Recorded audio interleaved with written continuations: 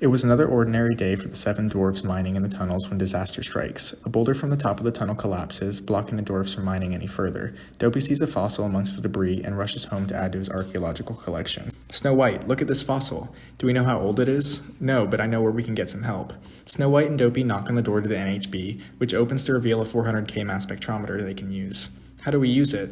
You could collect a small sample to radiocarbon date. What is radiocarbon dating and how can it be used to estimate the age of fossils? We can use the amount of certain radioactive atoms found within the sample to approximate its age with a technique called radiocarbon dating. This measures a ratio of an unstable carbon isotope, carbon-14, to a more stable carbon-12. We use C14 because it exists in trace amounts within the atmosphere, and these atoms naturally get absorbed into the food chain. When an organism dies, it ceases to absorb C14, and the atoms in the organism at the time of death are locked into place. Why do we use C14 and not any other isotope?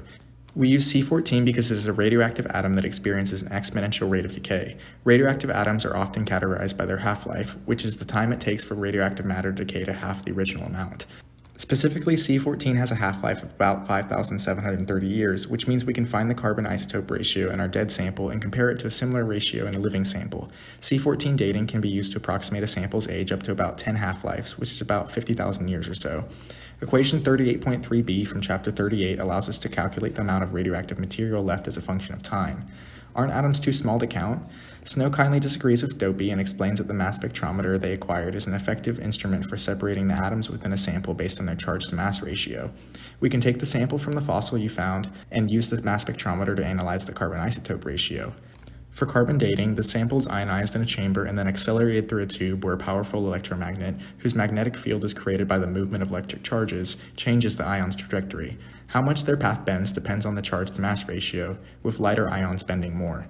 A detector measures the relative amounts of separated carbon isotopes, allowing the researchers to estimate the sample's age.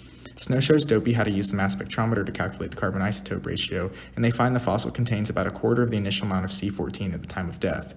They approximate that the age of the fossil is 11,460 years old, since it takes 2 half-lives for the C14 to decay to 1/4 of the original amount. I'm sad and I don't think that estimate is correct. How can scientists be sure that their age approximation is accurate and precise? Researchers will often use different radioactive isotopes in order to obtain multiple approximations. Since these isotopes are independent of each other, researchers can be confident that the sample's true age is somewhere close to these estimates. The two were able to carbon date the fossil and verified their age prediction using plutonium-239. Dopey died from radiation poisoning, but he learned that radiocarbon dating can be used to estimate the age of a fossil based on the half-life of certain radioactive carbon isotopes.